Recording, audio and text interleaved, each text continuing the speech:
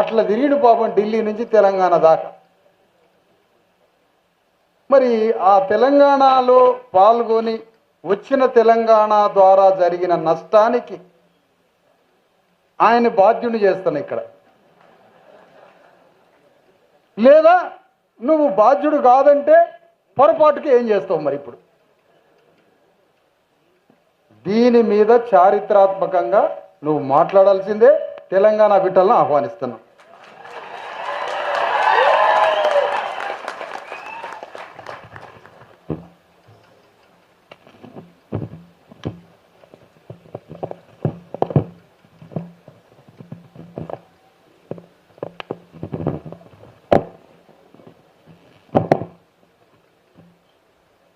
ముందుగా ఇక్కడికి వచ్చిన నా కుటుంబ సభ్యులందరికీ హృదయపూర్వక పాదాభివందనాలు.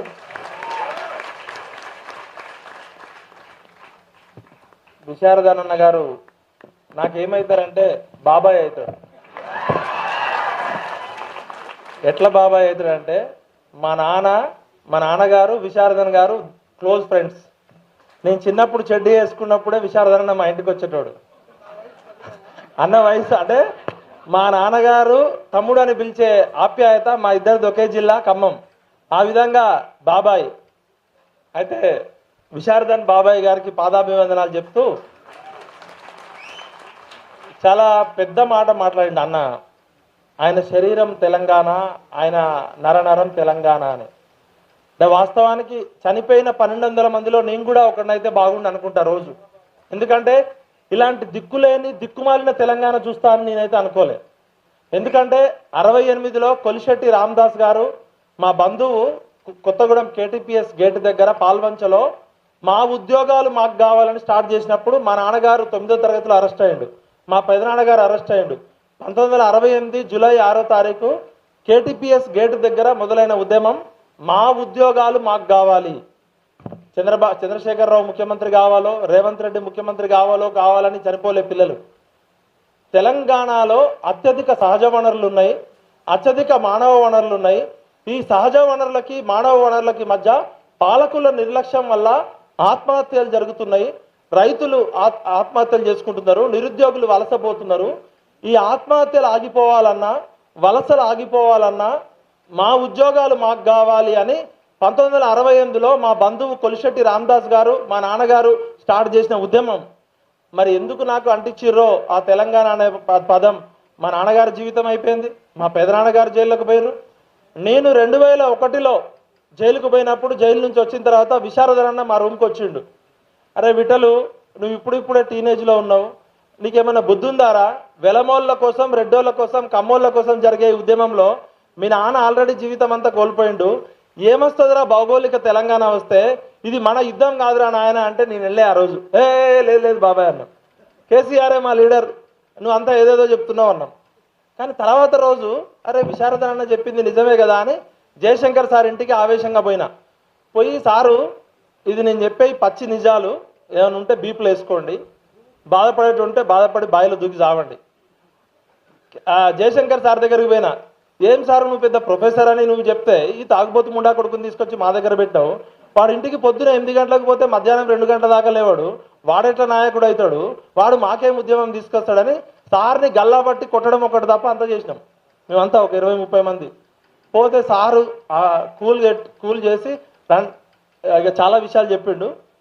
మళ్ళీ కేసీఆర్ ఇంటికి పోయినాం. కుమారస్వామి అన్న కూడా అప్పుడు క్యాంపస్లో ఉన్నాడో లేదో, మా DC రెడ్డి గారు మా హాస్టల్స్ మీద పడి గుర్రాలతో తొక్కిస్తున్నాడు మమ్మల్ని ఇంగ్లీష్ మీడియం పెట్టి.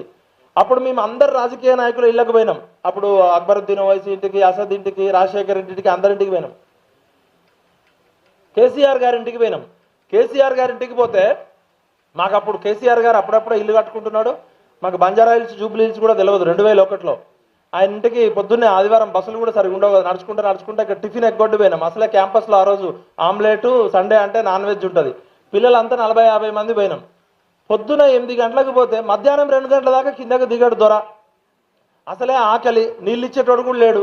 అప్పుడప్పుడే ఆయన ఇంటికి కిటికీలు దర్వాజాలు పెడుతున్నారు. ఏమో మీరు ఏమైనా ఎన్టీఆరా, కేసీఆర్ ఏమన్నా ఆయన ఏమైనా ఆజానుభావుడా, లేకపోతే మేము పోయిన వాళ్ళు ఏమైనా కాంట్రాక్టర్లమా, ఆయన పైరవీల కోసం పోయినామా? అరే నీ అమ్మ వీడేంద్రబాయ్ ఇట్లున్నాడని డైరెక్ట్ బెడ్రూమ్లోకి పోయినాం.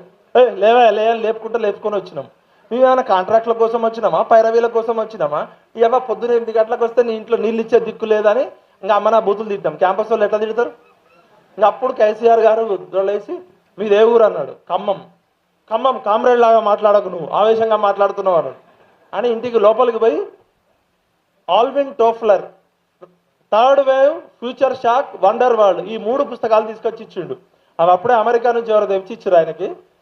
ప్రపంచీకరణ నేపథ్యంలో విప్లవాలు ఎలా వస్తున్నాయి, ఆ విప్లవాల ఫలితాలు ఏ విధంగా ఉంటాయని ఆల్విన్ టోఫ్లర్ అనే రచయిత రాసిన పుస్తకాలు. Third wave, future shock, wonder world. ఇగో నువ్వు పట్టి చదువు, కమ్యూనిస్ట్ లాగా మాట్లాడుతున్నావు, ఇట్లా మాట్లాడితే నా బతుకు అంగట్లో మీరు చెప్పినట్టు నేను కోటిలో బఠానీలు అమ్ముకోవాలని చెప్పి మమ్మల్ని అందరినీ భోజనం పెట్టి మళ్ళీ 4 గంటల దాకా మెడలు ఊపుకుంటా తొడలు ఊపుకుంటా ముచ్చట్లు చెప్పి పంపించిండు. అది ఆయన టాలెంట్. ఆ రోజు విశారదన్ మహారాజా గారు అడిగిన క్వశ్చన్ ఏంటంటే, ఏ తెలంగాణ కోసం మనం యుద్ధం చేస్తున్నాం, ఎవరి కోసం 1200 మంది పిల్లలు చనిపోయినరు, 68లో 369 డెడ్ బాడీలు. మీరందరూ ఒక్కసారి తెలంగాణ ఉద్యమాల చరిత్ర శోభా గాంధీ గారు రాసిన పుస్తకం చదవండి.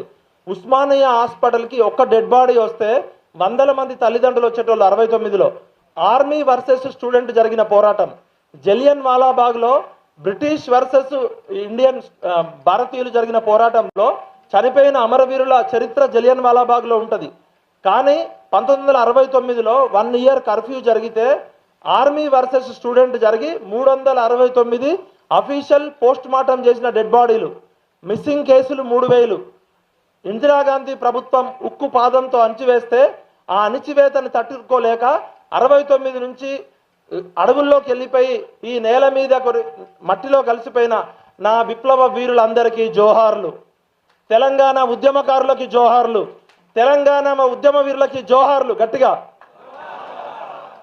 ఈ నేల 52లో ముల్కీ ఉద్యమం నుంచి మొన్నటి 2014 వరకు ఎస్సీలు కావచ్చు, ఎస్టీలు కావచ్చు, బీసీలు కావచ్చు, పేద రెడ్లు కావచ్చు, ఏ కులం ఏ మతం మనకు తెలియకుండా నిత్యం రక్తసిక్తమైంది. ఈ మట్టి రక్తంతో తడిచిపోయింది. ఆ రోజు వీర తెలంగాణ సాయుధ పోరాటం కావచ్చు, నక్సల్ బరీ పోరాటం కావచ్చు, ప్రత్యేక తెలంగాణ ఉద్యమం కావచ్చు, చనిపోయిన దానిలో మెజారిటీ ప్రజలు ఎస్సీ ఎస్టీ బీసీలు, గరీబోళ్ళు, రెడ్లు, పేద అగ్రకులాలు. ఏ బలిసినోళ్ళు ఏ ఉద్యమంలో చనిపోలే.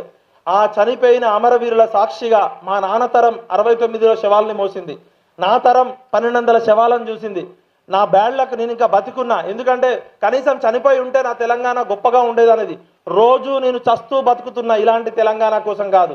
మా అల్లుడు సంపత్ కేసీఆర్ ఖమ్మం జైల్లో ఏవన్ అయితే మా అక్క కొడుకు ఏటు ఇప్పుడున్నాడు, వాడి జీవితం రోడ్డు మీద పడ్డది.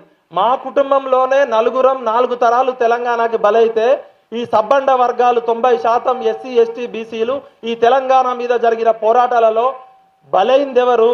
పోరాటాలు ఘనం, ఫలితాలు శూన్యం. అది ఏ పోరాటమైనా కావచ్చు. ఎందుకంటే మనం ఆవేశపరులం, అమాయకులం. టంకశాల అశోక్ గారు తెలంగాణ క్యారెక్టర్ గురించి ఒకటి రాసిర్రు. తెలంగాణ ప్రజలు చూడ్డానికి అమాయకంగా ఉంటారు, ఆవేశంగా ఉంటారు, వాళ్ళకి ఎటువంటి కుళ్ళు కుతంత్రం తెలియదు, బాంచన్ నీ కాళ్ళు మొక్కుతా అని ఊర్లలో ఉండే. గుర్రం జాష్వా అనే కవి మన పక్కనున్న ఆంధ్రాలో బ్రిటిష్ వాళ్ళ చేత సన్మానం పొందిండు, తెలుగు కవి. అవునా కాదా? ఫిర్దౌసి గబ్బిలమని రాసిర్రు. ఇప్పటికీ మన తెలంగాణ పల్లెల్లో బాంచన్ నీ కాళ్ళు మొక్కుతా అంటారా అనరా? అంటే ఇప్పటికీ మనకి బానిసత్వం పోలే. విశారదన్ మహారాజా గారు చెప్పినట్టు ఇప్పుడు ఇక్కడ రావాల్సింది బానిసల భూకంపమే. అవునా కాదా? నేను వాస్తవానికి స్పీచ్ చేయడానికి రాలే, పెద్దలు చెప్తే వినడానికి వచ్చిన. నువ్వు నేను కలిస్తే మనం జనం కలిస్తే ప్రభంజనం. విశారదన్ మహారాజు పిలుపు అందుకొని ప్రభంజనంలా కదలడానికి మీరు సిద్ధంగా ఉన్నారా?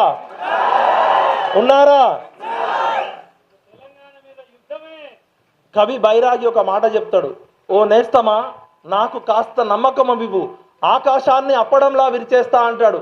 ఓ విశారదన్ మహారాజు గారు, మా ఎస్సీ ఎస్టీ బీసీ పేద ప్రజలకి నమ్మకాన్ని ఇవ్వండి. ఆకాశాన్ని అప్పడంలా విరిచే శక్తి మీకు ఉందా లేదా? అండంటే కొండని పిండి చేయొచ్చు. ఇవాళ ఇక్కడ ఉన్న స్టేజ్ మీద సాక్షాత్తు ఈశ్వరుడే ఉన్నారా లేదా? జస్టిస్ ఈశ్వరయ్య గారు, గట్టిగా చప్పట్లు కొట్టండి. అదేవిధంగా తాడూరి సీనన్న most brilliant and creative group నుంచి ఉన్నారు. శ్రీనివాస్ అంతే వెంకటేశ్వర స్వామి కదా. అదేవిధంగా మన కుమారస్వామి అన్న, కృష్ణుడి కొడుకేనా కుమారస్వామి అన్న, నెమలి వాహనం. మన చిరంజీవులు గారు ఉన్నారు, ఆయనకు మరణమే లేదు. చిరంజీవులు గారు నేను ఇప్పుడు ఏం చేస్తున్నామంటే ఎవరు మీటింగ్ పెట్టినా పోతున్నాం. మేమిద్దరం జిందా తిలిస్మాత్ లాగా పనిచేయాలనుకున్నాం. మమ్మల్ని తిట్టేటోళ్ళు పెట్టినా కూడా జిందా తిలిస్మాత్ పనిచేస్తుందా పనిచేయదా?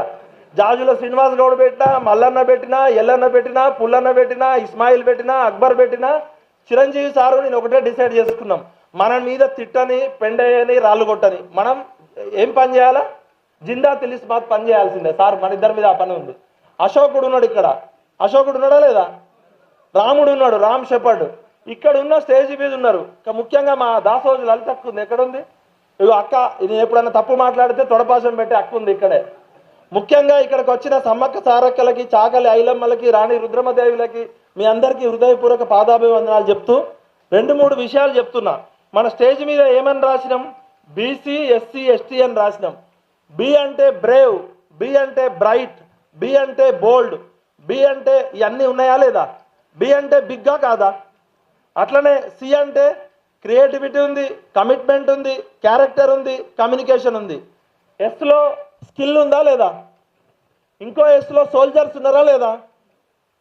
ఫస్ట్ బిలో బ్రేవ్, సెకండ్ ఎస్సీలో ఎస్లో స్కిల్, థర్డ్ ఎస్లో ఎస్ బ్రేవ్ స్కిల్డ్ సోల్జర్స్. అవునా కాదా? బ్రేవ్ స్కిల్డ్ సోల్జర్స్ టాలెంట్ని ఎవరైనా అడ్డుకోగలరా? కాబట్టి నేను ఏమంటున్నా అంటే నామినిక్లేచర్ అనేది చాలా ఇంపార్టెంట్. నేను చిన్నప్పటి నుంచి, పుట్టినప్పటి నుంచి మీరు ఎవరంటే బ్యాక్వర్డ్ క్లాస్, అంటే వెనకబడ్డోళ్ళు అని నేను, మా తాత, మా పిల్లోడు, మా మనవడు అందరు మాకు మేమే వెనకబడ్డోళ్ళు అనుకుంటే ఆటోమేటిక్గానే వెనకబడతాం. మైండ్లో ఏమనుకుంటే అది అవుతుంది. We are not backward classes, we are backbone of this nation, we are brilliant and creative communities. ఈ దేశంలో మా రక్తం నుంచి మా రక్తాన్ని చెమటగా మార్చి ఈ 137 కులాలు గ్రామంలో అన్ని రకాల వృత్తులు అందించినమా లేదా? కుమ్మరోళ్ళు కుండ చేయకపోతే, మంగళోళ్ళు మంగళి పని చేయకపోతే, చాకలోళ్ళు చాకలి పని చేయకపోతే, ఈ 136 కుల వృత్తులు చేయకపోతే నాగరికత ఉందా? ఎస్సీ, ఎస్టీ, బీసీలు లేకపోతే ఊరుందా?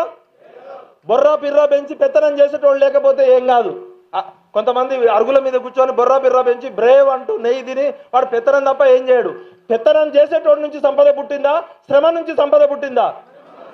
సృజనాత్మకత ఎవరి సొంతం? ఎస్సీ, ఎస్టీ, బీసీలది. మనం ఎస్సీ, ఎస్టీ, బీసీల కోసం కొట్లాడుతున్నామంటే రెడ్లనో, వెలమలనో, కమ్మలనో అవమానించాల్సిన అవసరం లేదు. త్రిపురనేని రామస్వామి చౌదరి అనేట ఆయన కమ్మోళ్ళు అగ్రకులాలా శూద్రులా? కమ్మోళ్ళు అగ్రకులాలా శూద్రులా? మరి మనతో పాటు శూద్రులైన కమ్మ, రెడ్డి, వెలమ, కాపు శూద్రులా కాదా? మరి శూద్రులు ఇవాళ పెత్తనం ఎట్లా చేస్తున్నారంటే వాళ్ళు చదువులో మనందరికన్నా ముందు ఉండి త్రిపురనేని రామస్వామి చౌదరి అనేట ఆయన సూతపురాణం అనే పుస్తకం రాసిండు. బ్రాహ్మణులను ఎదిరించి సంస్కృతం నేర్చుకున్న ఏకైక శూద్ర కమ్యూనిటీ కమ్మ కమ్యూనిటీ. వాళ్ళు ఏం వ్యాపారం చేయాలి, ఎక్కడ పంటలు పండించాలి, ఎంతమంది పిల్లల్ని కనాలి, నాగరికత ఎట్లా ఉండాలని చెప్పి మనకన్నా ముందు 100 సంవత్సరాలు అడ్వాన్స్గా ఉండబట్టే ఇవాళ జస్టిస్ పార్టీ పెట్టిర్రు. మన ఆయన ఆచార్య ఎన్జీ రంగా ఒక పార్టీ పెట్టిర్రు. ఎన్టీఆర్ గారి కన్నా ముందే వాళ్ళు బ్రాహ్మణులని, కర్ణాలను ఎదిరించి రాజకీయంలోకి వచ్చిర్రు. అగ్రికల్చర్ సర్ప్లస్ అంతా కమ్మోళ్ళు ఎట్లొచ్చిర్రు? రెడ్లు ఒక 100-200 ఏళ్ల క్రితం రెడ్డి అని తోకలేదు. మన సురవరం ప్రతాపరెడ్డి గారు ఇక్కడ నిజాం నవాబు అణచివేస్తుంటే పక్కనున్న నాగాపూర్, షోలపూర్, అహ్మదాబాద్కు పోయి ఆంధ్ర మహాసభలో పేరు పక్కన రెడ్డి అనే తీర్మానం పెట్టుకున్నారు. రెడ్లు, వెలమలు, కమ్మలు, వెల్కమ్ రెడ్డి రాజ్యం. 3 కులాలు, 3 కుటుంబాలు. తెలుగు రాష్ట్రాల్లో వాళ్ళంతా కలిపి ఎంతమంది ఉన్నారు? వెలమలు 0.5%, రెడ్లు ఎంతమంది ఉన్నారు? గట్టిగా చెప్పండి. కమ్మలు 2%, వెలమలు 0.5%, రెడ్లు 5%, 7.5%. బ్రాహ్మణులు, వైశ్యులు, కర్ణాలు కలిపితే ఇంకో 2.5%. 10% కూడా లేని ఈ అగ్రవర్ణాలు 90% ఉన్న ఎస్సీ, ఎస్టీ, బీసీలని 75 సంవత్సరాల నుంచి ఎట్లా రాజ్యాధికారంలో ఉంచిర్రంటే ఇవాళ బీజేపీ పార్టీలో బీసీ సెల్ ఉందా? ఎస్సీ సెల్ ఉందా? ఎస్టీ సెల్ ఉందా? కాంగ్రెస్ పార్టీలో ఎస్సీ సెల్ ఉందా? ఎస్టీ సెల్ ఉందా? ఎంబీసీ సెల్ ఉందా? టీఆర్ఎస్ పార్టీలో ఎంబీసీ, బీసీ, ఎస్సీ, ఎస్టీ సెల్లులు ఉన్నాయా?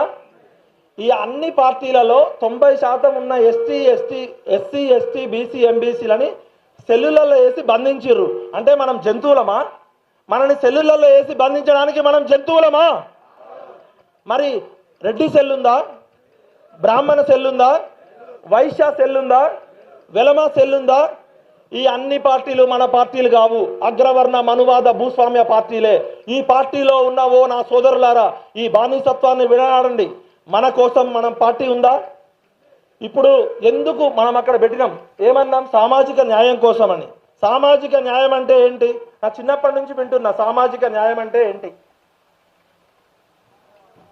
సమాజంలో ఉన్న ప్రజలందరికీ మన విశారదన్ గారు చెప్తుంటారు, గణతంత్రం అంటే గణము అంటే సమూహము. ఈ సమూహంలో ఉన్న 143 కోట్ల మంది జనాభాకి రాజ్యాంగ ప్రకారం ఏ తలకి ఏ పొట్టకి తిండుందా, ఒంటికి బట్ట ఉందా, సమానంగా పంపిణీ చేయడమే కదా. రాజ్యాంగ ప్రవేశిక పీఠికలో సామాజిక ఆర్థిక రాజకీయ న్యాయం అందుతుందా మన 90% మంది ప్రజలకి? మనకి రాజ్యాధికారం ఎలా వస్తుంది చెప్పండి? రాజ్యాధికారం ఎలా వస్తుంది? రాజ్యాధికారం ఎట్లా వస్తుంది? మన ఓటు మనం వేసుకుంటున్నామా? ఎందుకు వేసుకోవట్లేదు? ఎందుకు వేసుకోవట్లేదు అంటే భావదారిద్ర్యం ఇక్కడ ఉంది. మనకి రెడ్డోడు శత్రువు కాదు, వెలమోడు కాదు, బాపనోడు కాదు, కర్రమోడు కాదు, మానసిక భావదారిద్ర్యం ఉంది. నేను మున్నూరు కాపు పటేల్ అనుకో, నేను డీ క్లాసిఫై కావాలి, డీ క్యాస్టిఫై కావాలి. నేను నా కిందున్న చాకలోళ్ళ ఇంటికో, మంగళోళ్ళ ఇంటికో, మాదిగోళ్ళ ఇంటికో, మాలోళ్ళ ఇంటికో పోయి అన్నం తింటున్నానా? నేను నా కొడుకునో నా కూతురునో నా ఎంబీసీలకు ఇచ్చిస్తున్నానా? ఇక్కడ మాత్రం స్పీచ్లు ఇస్తున్నా బీసీ అని చెప్పి. ఎప్పుడైతే నా మెదడులో నా కిందున్న ఎంబీసీలు నేను ఒకటే అనే భావన ఆచరణలో రాదో అప్పటి వరకు డీక్లాసిఫికేషన్ రాదు. డీక్లాసిఫికేషన్ అంటే ఉన్నోడు లేనోడు, నేను తినే తిండి వేరు, నేను ఉండే ఇల్లు వేరు, నేను తిరిగే కారు వేరు. ఇక్కడికి వచ్చి స్పీచ్లు మాత్రం దంచుతా. ఇంటికి పోగానే మాత్రం ఎవరైనా కింది కులాల తెచ్చిస్తే అన్నం తింటామా? అంటే మన మానసిక భావదారిద్ర్యంలో థియరీలో మనం అద్భుతంగా ఉపన్యాసాలు చెప్తున్నాం. తమిళనాడులో ఏ విధంగా 69% రిజర్వేషన్ వచ్చింది? జయలలిత గారికి గట్టిగా చప్పట్లు కొట్టండి ఒకసారి. ఒక బ్రాహ్మణ మహిళ తమిళనాడులో 69% రిజర్వేషన్ తీసుకొచ్చింది. ఎప్పుడు? 92లో నాన్న. ఇచ్చింది ఎవరు? పివి నరసింహారావు గారు కూడా బ్రాహ్మణే. మరి మన పక్కనున్న తమిళనాడులో భారత రాజ్యాంగం లేదా? ఏ రాజ్యాంగం ఉంది? మరి తమిళనాడులో భారత రాజ్యాంగం 69% రిజర్వేషన్ బీసీలకు ఇచ్చినప్పుడు ఇక్కడ ఎందుకు ఇయ్యదు? మిస్టర్ రేవంత్ రెడ్డి, 42% నువ్వు రిజర్వేషన్ అంటున్నావు కదా, మీకు నిజంగా చిత్తశుద్ధి ఉంటే మీ వేదిక నుంచి మీ పెద్దలందరూ అనుమతితో రేవంత్ రెడ్డి గారికి నేను స్పష్టంగా ఒక డిమాండ్ చేస్తున్నా. మా దాసు సురేష్నో, మా జాజుల శ్రీనివాసునో, లేకపోతే మా నరేందర్ గౌడ్నో రైల్లో జంతువులాగా ఎక్కడం కాదు. రేవంత్ రెడ్డి, నీకు నిజంగా చిత్తశుద్ధి ఉంటే నువ్వు ఢిల్లీలో పోయి ధర్నాలో కూర్చో. ఆ 42% చట్టం పెట్టేదాకా హైదరాబాద్ రాబాకు. అవునా కాదా? జయలలిత ఏ విధంగా అయితే తమిళనాడులో 69% రిజర్వేషన్ పెడితేనే తిరిగి వస్తా అని చెప్పి నెల రోజులు ఢిల్లీలో కూర్చొని పివి నరసింహారావు మెడ మీద కత్తి పెట్టి రిజర్వేషన్ తెచ్చుకుంది. అవునా కాదా? మరి నిజంగా రేవంత్ రెడ్డి గారికి బీసీల ఓట్లు అవసరం లేదా? మరి కేసీఆర్ గారు మీరు ఫామ్ హౌస్లో కూర్చున్నారు కదా, మరి మీరెందుకు పోరు? ఇలా కవితక్క తిరుగుతుంది కదా బీసీ అని చెప్పి. కవిత గారు మీరు ఢిల్లీలో పోయి ఆమరణ దీక్ష చేయండి. కేసీఆర్ గారు మీరు ఫామ్ హౌస్లో నుంచి ఢిల్లీకి పోండి. ఇక్కడ ఉన్న అన్ని రాజకీయ పార్టీల ఎమ్మెల్యేలు, ఎంపీలు, ఎమ్మెల్సీలు ఢిల్లీలో కూర్చోండి. ఇక్కడ ఎట్లాగూ డబ్బులు లేవు, మీరు చేసే పాలన కూడా ఏం లేదు. మీకు నిజంగా బీసీల మీద చిత్తశుద్ధి ఉంటే, మీరు మాట్లాడేది డబుల్ స్టాండర్డ్ కాకపోతే అన్ని పార్టీల రాజకీయ నాయకుల్ని రేవంత్ రెడ్డి తీసుకొని పోవాలి, ఢిల్లీలో ఉండాలి. అవునా కాదా? అవునా కాదా? ఎందుకు నేను ఇవాళ విశారదన్ మహారాజు గారు పెట్టిన మీటింగ్కి వచ్చినా అంటే, నాకు మందకృష్ణ మాదిగన్న అన్ననే, కృష్ణన్న అన్ననే. నేను అన్ని పార్టీలకి దగ్గరే, అన్ని పార్టీలకి విరోధే, యథార్థవాది, లోక విరోధి. పాయలుగా మనం విడిపోతున్నాం. మన గమ్యం గమనం, మన లక్ష్యం ఒకటే. ఏమిటి? రాజ్యాధికారం. రాజ్యాధికారం అనే లక్ష్యం కోసం మన దారులు వేరు కావచ్చు, కానీ మన ఫైట్ కలిసి చేయాలా వద్దా? నా వల్ల కానీ, చిరంజీవి గారి వల్ల కానీ, ఈశ్వరయ్య లాంటి వాళ్ళ సూది దారం తీసుకొని హారం తయారు చేయడానికి ప్రయత్నం చేస్తున్నాం. దారం ఎక్కడా కనపడదు, దారం బరువును మోస్తుంది, దారం కనపడదు. ఇలా చిరంజీవి గారైనా, ఈశ్వరయ్య గారైనా మీ పెద్దలు చేయాల్సిన పాత్ర దారం పాత్ర పోషించాలి. విశారదన్ మహారాజు గారు ఒక వజ్రం, కుమారస్వామి ఒక కెంపు, దాసు సురేష్ ఒక రత్నం, మా దాసు లలితక్క ఒక పూలహారంలో ఎన్ని రకాల పూలు ఉంటాయో అన్ని పూలహారం తయారు చేయాలంటే పెద్దలు మీకు పాదాభివందనాలు. మీరు దయచేసి ఈగో ప్రాబ్లమ్స్ పక్కకు పెట్టి, సిద్ధార్థ రాద్ధాంతాలు పక్కకు పెట్టి, సెల్ఫ్ రెస్పెక్ట్ పక్కకు పెట్టి ప్రతి ఒక్కరి ఇళ్ళకి వెళ్దాం. మనకి పనికి వచ్చే ప్రతి ఒక్కరి ఇంటికి వెళ్దాం, అందరం కలిసి వెళ్దాం, కాళ్ళు మొక్కుదాం. ఎందుకంటే ప్రతి మనిషికి ఈగో ఉంటుంది. ఈగోని పక్కకు పెడదాం. ఈగోతోటి పోయేది ఏం లేదు. ఆ 3 అక్షరాలు తీసేస్తే ప్రపంచం మొత్తం జయించవచ్చు. నేనేమంటున్నా అంటే మనం పుట్టుకతో ఏ కులంలో పుడతామో మనకు తెలియదు. కులం అనేది మన చాయిస్ కాదు, ఛాన్స్. కానీ చచ్చిపోయేటప్పుడు మాత్రం సామాజిక న్యాయం కోసం అక్కడ ఉన్న సమ్మక్క సారక్క, చాకలి ఐలమ్మ, బీపీ మండల్, పండగ సాయన్న గురించి ఎంతమందికి తెలుసు? పండగ సాయన్న పోరాట పత్వం, మన సర్దార్ సర్వాయి పాపన్న గురించి ఎంతమందికి తెలుసు? సర్దార్ సర్వాయి పాపన్న అతి తక్కువ సైన్యంతో లక్షలాది మొఘలుల సామ్రాజ్యాన్ని జయించి గోల్కొండ కోటను కొట్టిండా లేదా? అదే విధంగా నేనేమంటున్నంటే మనకు భిన్నాభిప్రాయాలు ఉండొచ్చు, కానీ భేదాభిప్రాయాలు ఉండొద్దు. ఈగోలని పక్కకు పెడదాం. ఇక్కడున్న టీం ప్రతి ఒక్క లీడర్ ఇంటికి వెళ్దాం, కాళ్ళు మొక్కుదాం. దయచేసి ఇది మరో తెలంగాణ పోరాటం. జయశంకర్ గారు ఆ రోజు స్పష్టంగా చెప్పిర్రు, తెలంగాణ అనేది మొదటి భౌగోళిక పోరాటం మాత్రమే. ఇక్కడున్న కమ్మదొరలు పోయి వెలమదొరలో, రెడ్డి దొరలో వస్తారు. అసలైన పోరాటం ఇక్కడున్న భూస్వాములతోటి, ఇక్కడున్న పెత్తందారులతోటి కొట్లాడే ప్రజాస్వామిక సామాజిక తెలంగాణ పోరాటమే నిజమైన పోరాటం. అదే మన విశారదన్ మహారాజ్ గారు చేయబోతున్న పోరాటం. దీనికి అందరికీ చేతులెత్తి మొక్కుతున్న పెద్దలందరికీ దయచేసి ఈ పోరాటంలో మీ జెండాలు, ఎజెండాలు, మీ ఈగోలు పక్కకు పెట్టండి. అందరూ కలిసి రండి. నాయకత్వం మీరే వహించండి. ఇక్కడ ఉన్న ఇంతమంది సైన్యాధ్యక్షులు ఉన్నారు. ఆ బ్లూ జెండా విప్లవానికి, కాకి చొక్కా క్రమశిక్షణకి మారుపేరు. నేను ఎక్కడా చూడలే ఇలాంటి సైన్యాన్ని. మీ అందరికీ హ్యాట్స్ ఆఫ్, పాదాభివందనాలు. కలిస్తే నిలుస్తాం, నిలిస్తే గెలుస్తాం, విడిపోతే పడిపోతాం, పడిపోతే ఓడిపోతాం. కలుద్దాం, నిలుద్దాం, గెలుద్దాం. జై భీమ్, జై పూలే, జై సావిత్రిబాయి పూలే. అన్న ఇప్పటి నుంచి ఆ మధ్యలో సావిత్రిబాయి పూలే ఫోటో పెట్టాలన్నా. ఇక్కడికి వచ్చిన అమ్మలక్కలకి హృదయపూర్వక అభినందనలు. విశారదన్ మహారాజు గారి హృదయం ఎంత గొప్పదంటే పుష్పక విమానంలో ఎన్ని సీట్లైనా ఉంటాయి, ఎంతమంది అయినా రావచ్చు విశారదన్ మహారాజ్ దగ్గరికి. సీట్లు ఖాళీ లేవనే ప్రాబ్లం లేదు. కాబట్టి పొరపాటుగా ఎవరన్నా ఏమనంటే క్షమించండి. దయచేసి తెలంగాణలో రక్తపాతం వద్దు. అందరి తెలంగాణ కోసం, ఆరోగ్య తెలంగాణ కోసం, అభివృద్ధి తెలంగాణ కోసం, ఆనంద తెలంగాణ కోసం మనమంతా కలిసి నిలిచి గెలుద్దాం. జై భీమ్, జై పూలే.